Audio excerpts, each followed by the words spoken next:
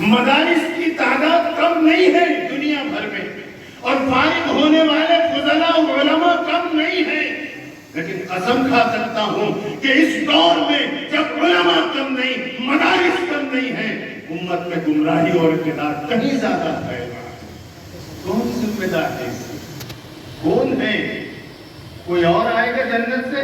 اللہ کسی فرشتے کو بھیجے گا؟ اپنے آپ کو بولتے ہیں العلماء ورثۃ الانبیاء، پھر اپنا فرض جب وقت آتا ہے تو بھول جاتے ہیں۔ علماء کو بولتے ہیں آپ تو نبی کے وارث ہیں، آپ کیا ہیں؟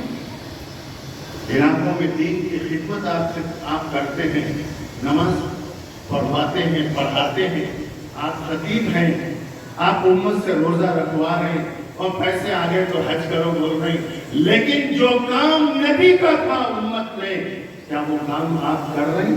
آپ وارث ہیں تو وراثت میں کیا کیا ہے آپ نے سمجھا؟ میں بہت سے دیہاتوں میں جاتا ہوں، بہت سے وہ قادیانیت کی نسبت میں بہت دیہاتوں میں جانا ہوتا ہے، وہاں جاتا ہوں کسی گاؤں میں، کوئی ملتے لوگ ہیں وہاں پر پوچھتا ہوں صاحب یہاں کتنے مسلمانوں کے گھر ہے؟ 40 کو 5 ہے، میں صاحب بولتا ہوں 40 کو 5۔ ایک گاؤں میں جاتا ہوں کہتے ہیں 60 کو 2، اور ظہر کی نماز عصر کی نماز میں دیکھا تو کہیں 3 کہیں 4 مصلی۔ کیا پورے 40 کو 5 گھر والے گاؤں کے باہر کرتے نمازوں کے ٹائم پہ؟ نہیں کہتے۔ وہ امام جو عالم ہے 10 سال 12 سال 15 سال سے اسی گاؤں کی اسی مسجد میں امام ہے، مصلی پہلے دن 3 تھے تو 10 سال کے بعد بھی 3 تھے۔ کیوں؟ اور نہیں آتے لوگ، اب جو بھی آگے میں پڑھا لیتا ہوں، کیا یہی ذمہ داری ہے آپ کی؟ میں ایک دیہات میں قادیانی بیٹھا ہوا تھا، الحمدللہ وہاں سے جب قادیانی کو بھگائے تو ہم ایک امام کو بہار کے تھے، بعد میں انہوں سعودیہ وغیرہ چلے گئے پھر آئے، تو وہ امام کو ہم متعین کریں گے، آپ بچوں کو دینی تعلیم دینا اور 100% گاؤں کے مسلمانوں کے نماز کی فکر کرنا، اچھی بات ہے۔ تقریباً الحمدللہ 90-95 مکاتب ہمارے دیہاتوں میں چلتے ختم نبوت کے تعلق کے لائن نسبت سے۔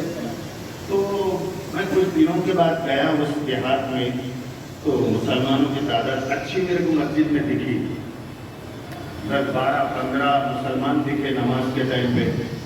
پھر ہم دوسرے گاؤں کو جا کے پھر کچھ دنوں کے بعد پھر وہاں پہنچے تو تعداد کچھ اور بڑی بھی ملی، تو میں راز پوچھا کیا ہے؟ میں پہلے آیا تو 1-2 بھی نہیں آ رہے تھے مسجد کو، الحمدللہ آج 20-25 مسلمان نماز پڑھ رہے ہیں گاؤں کے، 35 گھر ہیں وہاں پر اور 25 مسلمان۔ تو وہ امام صاحب میرے کو بولے مولانا بس تو لوگوں کو بولا مسجد میں نہیں آ رہے تھے، تو اب میں اذان دیتا ہوں، اذان دے کے میں ہر گھر پہ دستک دے کے آتا ہوں کہ بھائی اللہ کے واسطے نماز پڑھو۔ 5 وقت کی نماز میں میرا معمول ہے کہ میں ہر گھر پہ جا کے آواز دے کے چھٹی کو ہاتھ لگا کے مسجد جاتا ہوں، اللہ کا کرم ہے جتنے گھر ہے اتنے نمازی ہے۔ وجہ فکر، اپنی ذمہ داری کا احساس، آ رہا تو آنگے نہیں تو نہیں، آپ نبی کے وارث نہیں ہیں۔ ایک زمانہ تھا پیاسا کنویں کے پاس جاتا تھا، یہ زمانہ عجیب مسئلہ ہو گیا کہ کنویں کو بھی پھرنا پڑ رہا پیاسوں کے پاس۔ لیکن انبیاء سے جن چیزوں کے بارے میں سوال ہوگا قیامت میں، امت کے علماء سے بھی ان چیزوں کا سوال ہوگا۔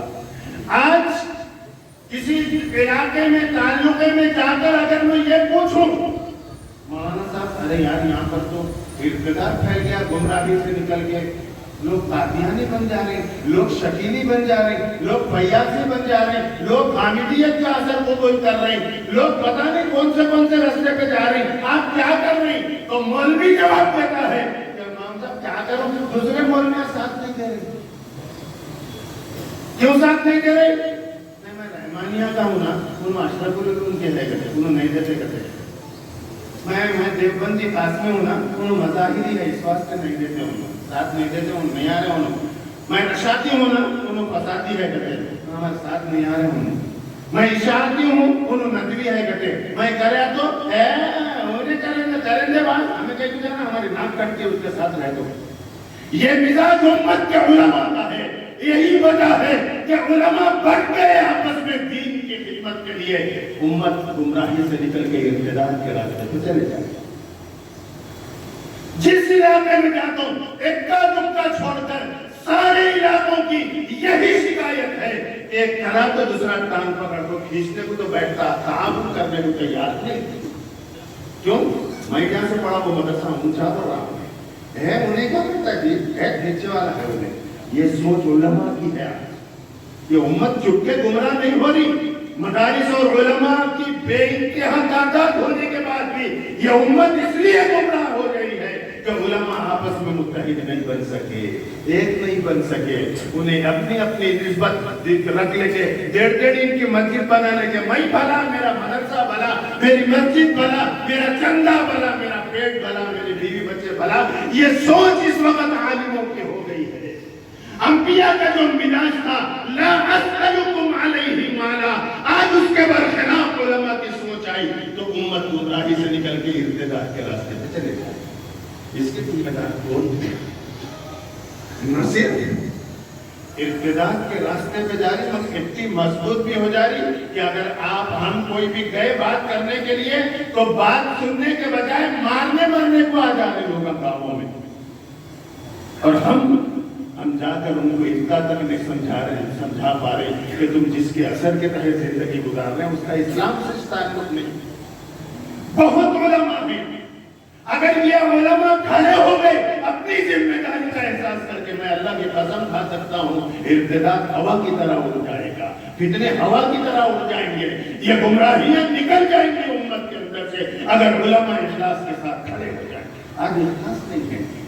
अंबिया की नजर उम्मत को फायदा पहुंचाने पर होती थी, हमारी नजर अपने फायदे पर है। तो जब अपने फायदे पर है तो याद रखो, अल्लाह क़यामत में खतीब से पूछेगा तकरीर में क्या बताया उम्मत को, मुफ्ती से पूछेगा कैसे कैसे फतवे दिया था तू बता बेटा, आज क्या फिक्र करा उम्मत की, इमामों से पूछेगा कितनों की नमाजें तू सही करा, कैसी नमाजें पढ़ाया, कितनों को नमाजी बनाया, एक एक से सवाल होगा और जवाब वापस देना है। मेरे अजीजों, वक्त भी नहीं है, लेकिन जो हालात मेरी आंखों के सामने हैं उसमें एक आज उम्मत का बहुत बड़ा तबका मदारिस से दूर हो रहा है। बहुत बड़ा तबका है, मुख्तलिफ वजूहात है उसकी मदारिस से दूर होने की। कहीं कहीं तो हुकूमत की तरफ से कुछ ऐसी स्कीमें आ गई कि लोग कहाँ मतलब हाफिज आलिम बना को क्या करना। हमारे गांव में हॉस्टल खुला मुसलमानों का हॉस्टल खुला करते, उन्होंने हमारे पोटे पढ़ा रहे भी, खिला रहे भी, उल्टा हमारे घर को भी गल्ला भेज रहे। ये सब रखने को कहाँ भेजना।